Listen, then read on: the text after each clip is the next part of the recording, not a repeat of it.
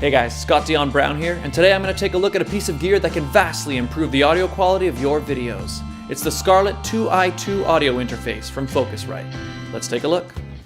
Okay, so here is the box that it came in. Nothing on it with the exception of right here, where it says Focusrite Scarlett 2i2 3rd generation. I wonder if there's a regular box inside this, because this doesn't look like an actual box. It kind of just almost looks like it's been wrapped in this cardboard.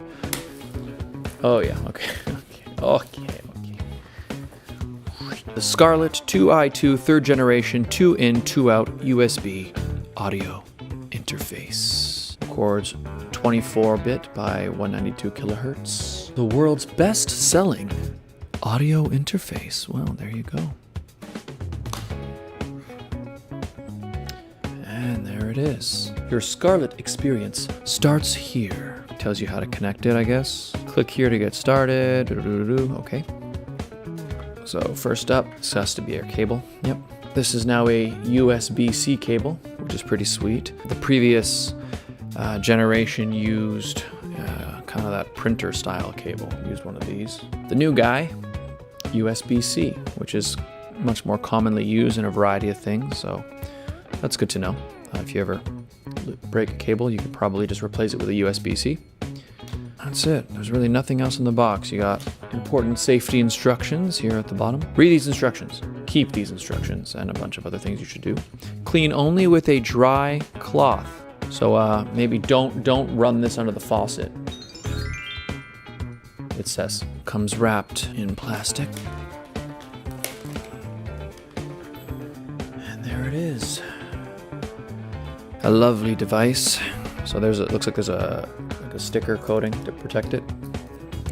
I'm the type of person that I might literally leave this on forever, just because it's not, the holes are actually exposed, so I could still plug it in. Yeah, it's funny. Okay, anyway. So it says Focusrite on top. Backside, we've got our USB-C output, 2 line outputs, right and left, and the little security hole thing, which I've never really known what it's for.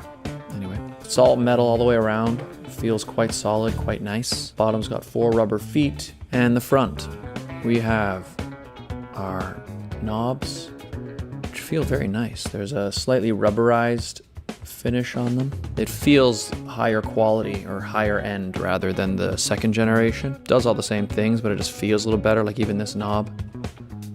It's just got that little bit of shimmer on it that the old one didn't have. The other one just had plain gray plastic.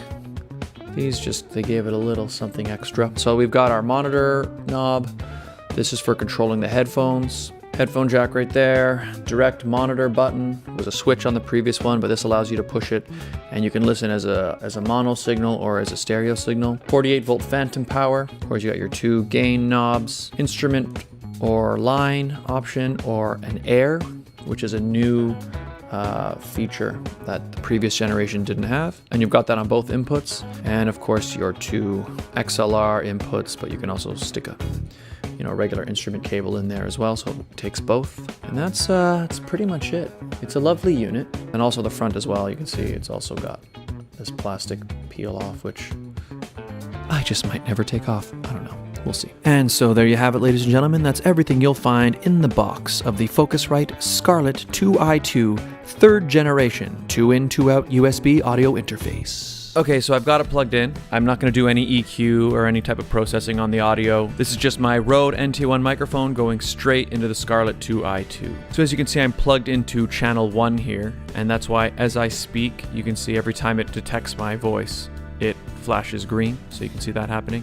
And as you can see, as I get a little bit louder, you can see it starts to flicker yellow. And if you're watching this in headphones, I'm going to yell a little bit just so you can see it goes red. That just shows that it's clipped. 48-volt phantom power buttons pushed. That's just powering this microphone. The only other light we see on right now is the green USB symbol, and that's just letting us know that it's plugged in. So what can I say about this thing?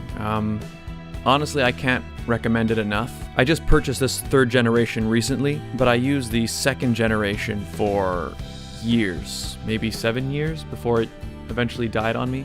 Now, I have heard people say, like in other reviews, that yeah, these things, they'll just die on you, and that happens.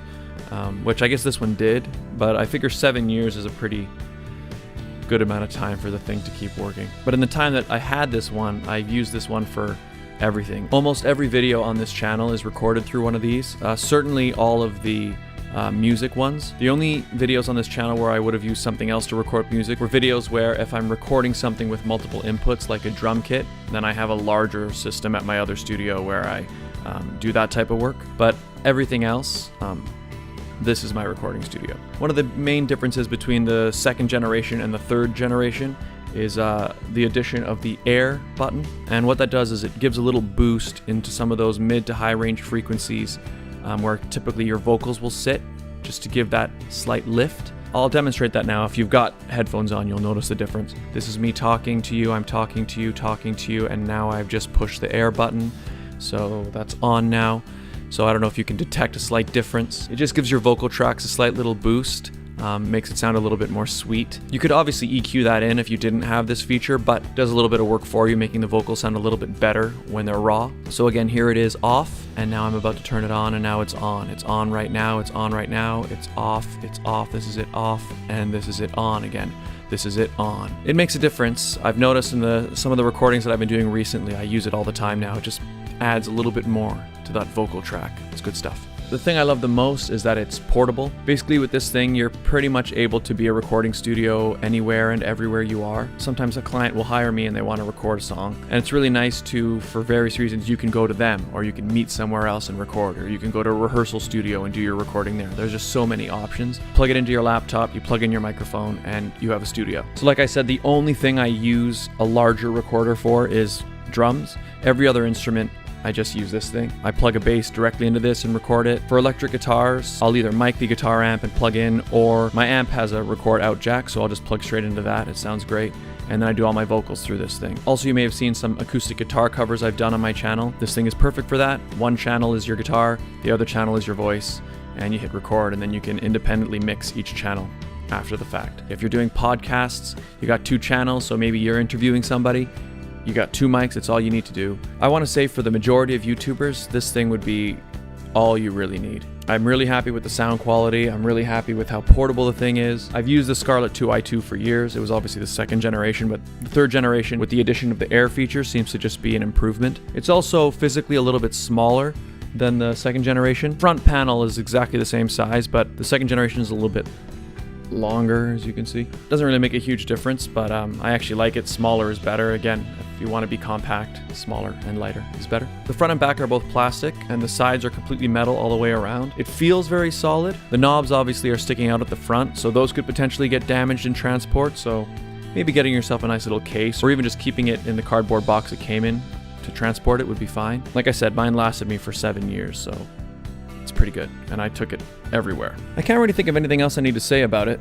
I really love this thing. Like I said, I use it all the time. Most of the videos on this channel, it's been used in. If you want to see it in action, you can check out some of my other videos, which I'd like you to do anyways. So I guess that's about all I have to say. If you're thinking about picking up a Focusrite Scarlett 2i2, I would definitely recommend it. It sounds great, it looks great, it's solid. You'll use it for years to come.